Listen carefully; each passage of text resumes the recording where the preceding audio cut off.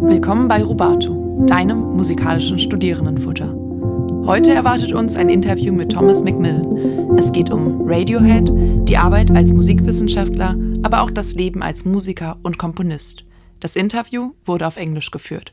Viel Spaß beim Hören. Okay, thank you, Tom, for being here. First of all, it would be nice to get to know you. So maybe you can say who you are and what you're doing. Sure, yeah. Thanks for having me. My name's Thomas McMillan. I'm from England. I've been living in Berlin for almost 10 years now, and I'm a composer and guitarist. And I studied music in England. I did my bachelor and master's degree at Newcastle University, and I did my PhD at the UDK, also the Universität der Künste here in Berlin. Oh, okay. So how did you end up being a musicologist? Why? Why? I mean, so my bachelor and master's degrees were in composition, and actually in the beginning I wanted to also do a PhD in composition, but it's not actually possible to do that in Germany. So I thought that the next best thing would be to do analysis. And so my PhD was an analysis of Radiohead's music. Why did you choose this specific topic? Why did you choose researching in Radiohead? Because I've always been fascinated by music that kind of breaks the rules, so to say, of harmony, and Radiohead are known for their experimentation and using unorthodox chord progressions, and this is something which I wanted to better understand, let's say, and that would also inform my own practice as a composer if I could better understand what's going on in their music. That makes sense. Yeah. Can you recommend a special song from Radiohead? Sure. I mean, if you want to get a sense of how disorientating their harmony can be, I mean, a good song for that is Paranoid Android, which is quite famous from their OK Computer album. Or perhaps the song Knives Out, which has some pretty abrupt chord changes also, yeah. Okay, thank you. And what were the challenges during your PhD? I guess trying to find a method of analysis which worked, and the problem I had was I wasn't happy with the way that pop and rock music was analysed by other people in general, because a lot of analysts tend to rely on classical music theory, and I find this exposes a lot of the its limitations, because pop and rock music is nothing like classical music. So yeah, the challenge was to develop my own kind of theory, which I did in my PhD. Can you tell us a little bit more about your method? Yeah, so it looks at what I call modal fluctuation, which is, put simply, the changing from one scale to another within one piece of music. And so this can be understood as a simple key change, or it can be something a bit more chaotic, like, for example, a verse section that changes between different scales.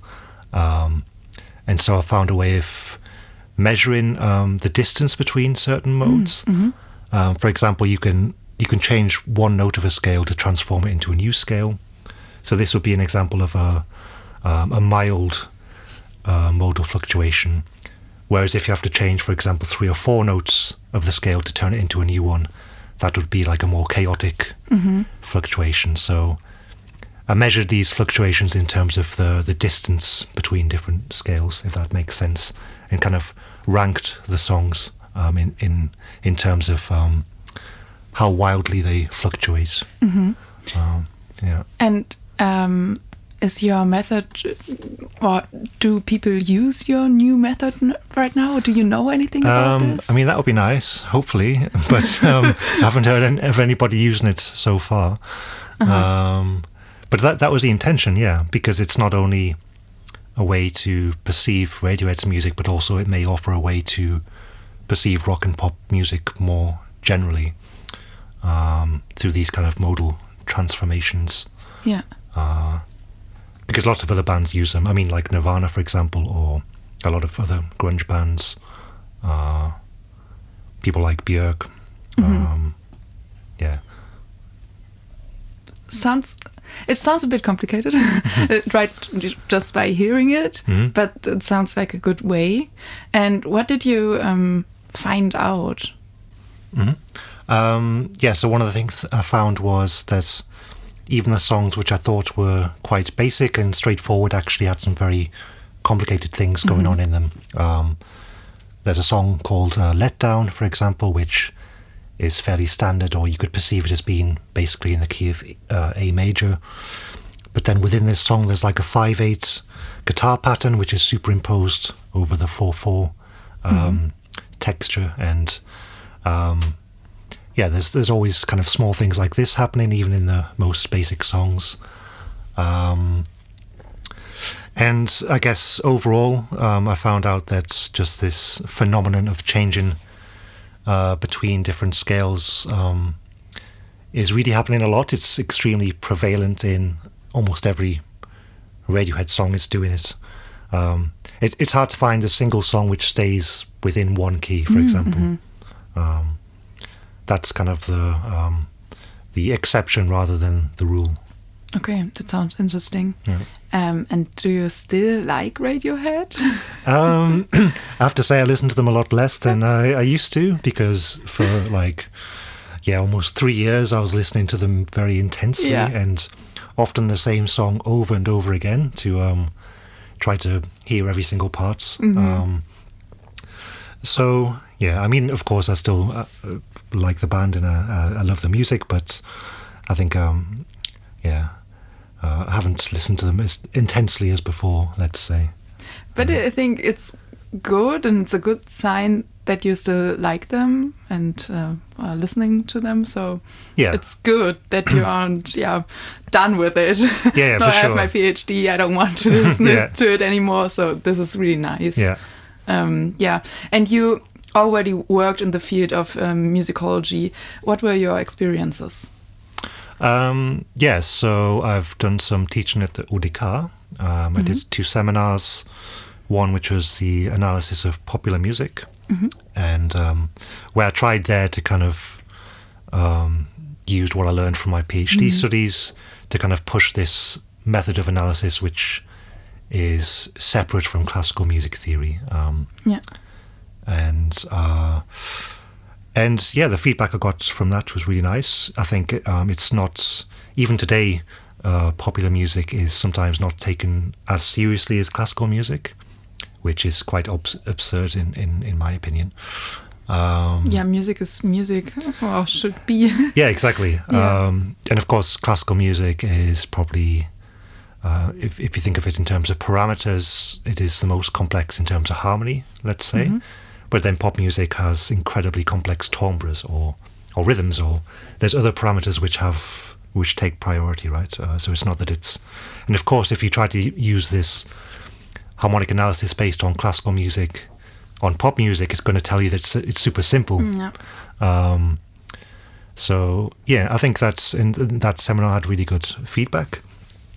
And then I did a second seminar on Vaporwave, which is this kind of internet micro genre. Which is, I don't know if anyone knows about this, but it's... me not. Okay. So it's ambient music, but it's almost like a joke. It's satire. And it uses like the junk aspects of capitalism. So for example, the audio from old commercials, elevator music, cheesy 80s power ballads, and kind of creates this dreamlike soundscape using these sounds to kind of critique capitalism itself. So it's super interesting. It's kind of a reflection of the time we're living in some ways, and so that was the second seminar I did at the UDK. And it was also about analyzing this music? Not the music itself, but more the philosophy and it was more like a critical philosophical analysis. Okay, interesting. Okay, for me and the audience, how does this music sound? So it varies, but some Vaporwave songs, for example, they literally just take a famous song from the 80s, slow it down slightly and add reverb, and that's it. Other songs are built more kind of meticulously with different kind of sound effects and samples, but usually it's a slow, relaxed tempo, lots of reverb. It's similar somewhat to kind of lo-fi hip-hop, this kind of feeling. I think a good example of Vaporwave is a track called Nobody Here by One-O-Tricks Point Never. And he samples a song called Lady in Red by Krista Berg. But he cuts it so that all you hear is the lyric, nobody here, there's nobody here. And this is repeated over and over again. Yeah. And it sounds so bleak and like empty and, and that's the beauty of it. I think he takes this very cheesy 80s song and kind of makes this almost, not frightening, but eerie. And do you have, like in lo-fi hip-hop or something, you often have like background noises? Do you have them there too, or is it just an illusion of a background? Yeah, you do sometimes. So there's a Vaporwave subgenre called mall soft, and it's based around kind of shopping malls, and often you have the sound effects of people walking around and the announcements on the loudspeakers about, I don't know, certain shopping deals or whatever, and this is kind of played alongside the music, which again is this kind of like slowed down 80s mix of various samples and stuff. Yeah. I wonder a little bit of this kind of music, if it maybe plays in a cafe where someone is working, if it triggers your mirror neurons, and it works like you see someone doing something and then your body and your brain thinks you're doing it yourself. So you get an impression how the person is feeling or something like this. And I wonder if it's working only if you hear people doing something and then you get in the mood of like you're doing it yourself. And maybe you can use it to cheat a little bit and get yourself, to like, okay, now I need to work, or I want to go to the shopping mall maybe and use it to get yourself motivated and do it. But maybe this needs special and proper research to confirm. Maybe. But I think to my knowledge, I think shopping malls, they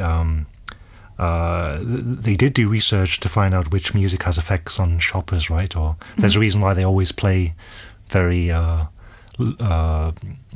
songs at a certain tempo because it's the right tempo for people to shop at. Or Or I heard something about fast food restaurants playing faster music because they want people to eat quicker and And the chairs and stuff, they are comfortable when you sit down, but after a short time they get uncomfortable. Okay, I this is the didn't trick to get people to say, it's nice here, and then okay, now we want to leave. Okay, wow. But can I ask you about your job at the Musikinstrumente Museum? Yeah, so I was working there for 2 years as a institutional research assistant in the Abteilung 1, so the Department 1, which is the music museum. And I mean, that was a really, really great experience. It was great to have the freedom to do the research that I wanted and have this as a profession. And it was also an area which I'm not so experienced in because it was concerned with historical instruments, and my field is obviously music theory, pop and rock music. So it was nice to get a bit of insight in that area. And now you do work as a full-time musician. Yeah. How is it going? How do you earn your money? What are the difference? I mean, it's exciting and it's going fairly well. Maybe not so much on the money side of things, but hopefully that comes later.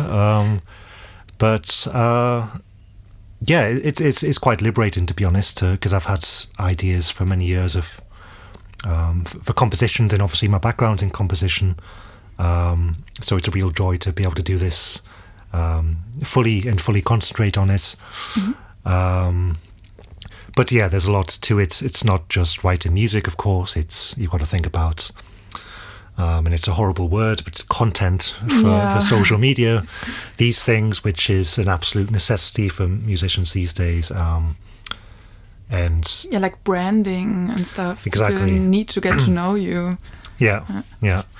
And I'm trying to kind of get several small sources of income. So I sell guitar tabs, for example, of the compositions I make.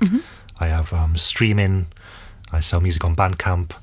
I don't perform so much yet, but another income could possibly be with live performance. And there could be possible sync deals with like film and TV in the future. Which is my hope with... I did an album that was released by Sonatom Music, and they're like an agency which works with film and TV. So I'm hoping that something comes of that eventually. Yeah, this would be nice. Fingers crossed. Yeah, thank you. Do you think it matters what kind of music someone does to maybe get more jobs or stand up during all of the other musicians? Yeah, for sure. I mean, I think maybe the safest way, if you wanted to earn money, would be to do something which is already popular, or look at what's already popular and try to imitate this, right? But then again, maybe people would perceive your inauthenticity, and it wouldn't work. I'm not sure. But I don't know. I think you just have to be honest and authentic, and if people like it, then people like it, and if not, then maybe try something else. I'm not sure. But it's difficult. I mean, earning money through music in any case is difficult. But yeah, in my opinion, I don't like the idea of compromising or trying to write music that I think will earn more money or that I think will be popular. I think if you do this, then you're dead as an artist, or you just your art becomes entertainment, right? In my opinion. Yeah, makes sense. How do you see yourself right now? Do you see yourself more as a musician, a composer, or as a musicologist? Or maybe something combined? Yeah. I guess maybe just as an artist in general. Yeah. Because these days I'm also thinking about the visual aspects of music, so like artwork, for example, and how it might look on a stage, or even the clothes I'm wearing. Just try to build a kind of aesthetic, And I think that's also important to kind of realize what your aesthetic is, not just the music itself, right? Yeah.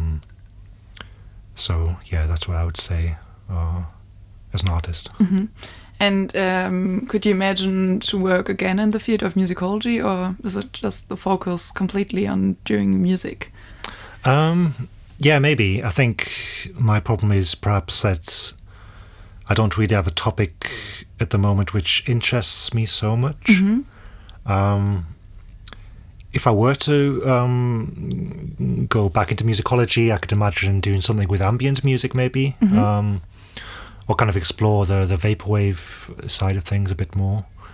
But yeah, right now I don't have a burning desire for a particular topic, but maybe that changes in the future. Yeah. But it sounds interesting because I think it's a niche topic, even in musicology.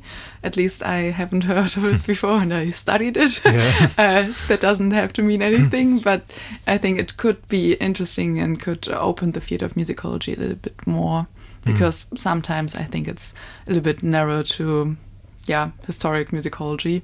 And maybe popular music studies, they exist too, but Yeah, totally. I think it's dominated by historical musicology, which I don't know. I think it makes it a bit intimidating as well, especially if you're like me and perhaps it's not your field,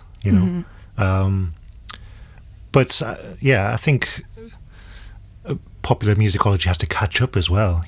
There's so many analysis of the Beatles and the Rolling Stones. I mean, this music's already like 70 years old. Where's the analysis of Cardi B or like? It sounds dumb, but where is all these analysis? No one's doing it. So yeah, that's true. It kind of feels like it's popular music, but it isn't. Yeah. Yeah, it's already old, but it's not historic music. Yeah. It's kind of, in between. Yeah. That's true. Yeah, exactly. And there's so much interesting music out there, like even people like, I really like Azealia Banks, for example, and she's like this rapper who raps over house music, but they have super interesting chord progressions, and I don't know, I feel like there's a huge gap in the field with this, or as I say, it needs to catch up a bit more. Yeah. Yeah, I get it. Interesting. I have a last question. What are the problems you see in popular music analysis, and what would you change? So I think the main problem is a lot of the methods still rely upon like the traditional music theory of classical music, using things like the circle of fifths or keys. And for example, there's a method called Schenkerian analysis, which is used to analyze Bach and Mozart, Beethoven, the classical canon. And it perceives in every piece a tonic to dominant and back to tonic motion. So it summarizes that every piece of classical music can be summarized with this movement from chord 1 to chord 5 and back to chord 1. Anything else which happens is just substitutions for this basic motion. That's the theory behind Schenkerian analysis. And some scholars have used this to analyze Radiohead and pop and rock music, which is kind of a bit absurd, I would say, because it's just not the way that pop and rock musicians think. They're not thinking in terms of these long tonic dominant structures.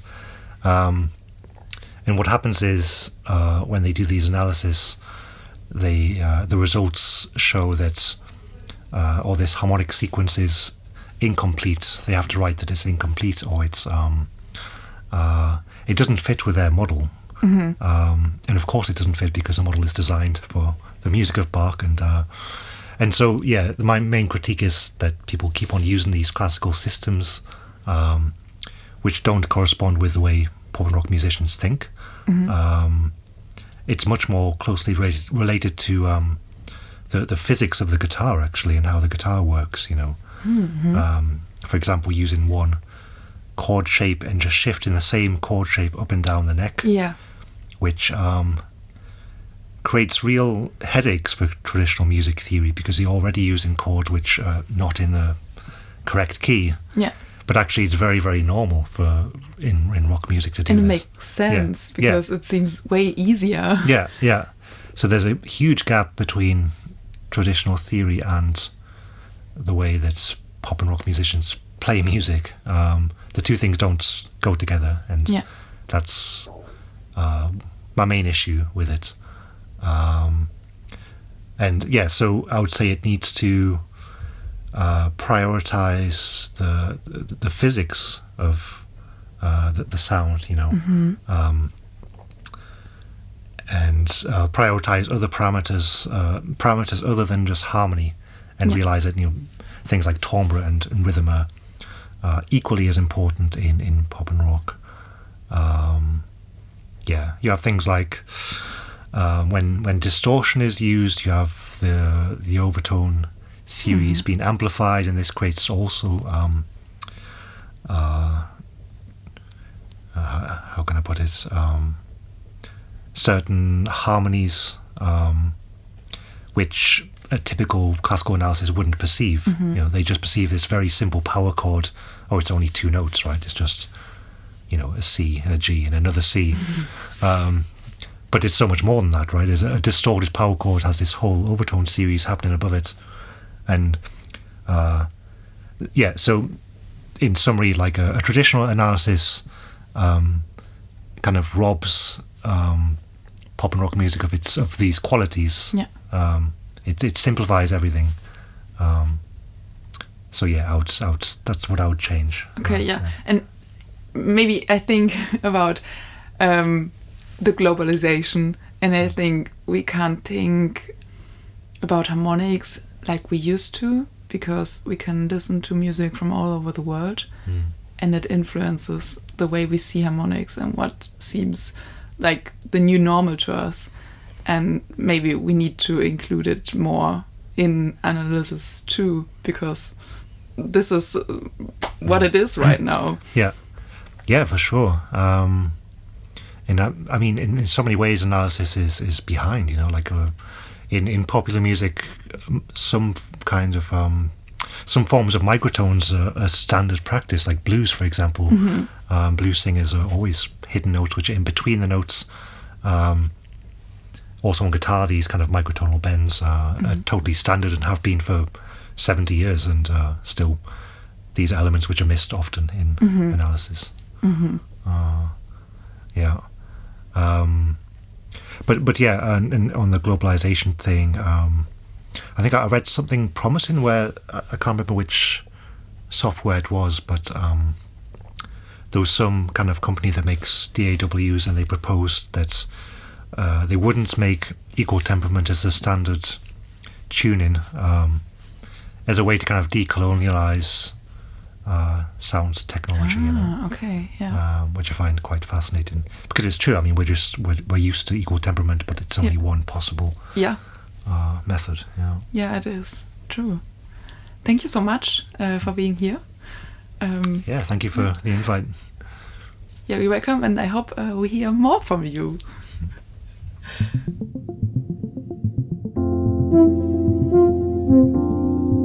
Falls auch du eine eigene Folge zu einem musikwissenschaftlichen Thema aufnehmen oder veröffentlichen möchtest, melde dich gerne. Wir freuen uns über dein Interesse.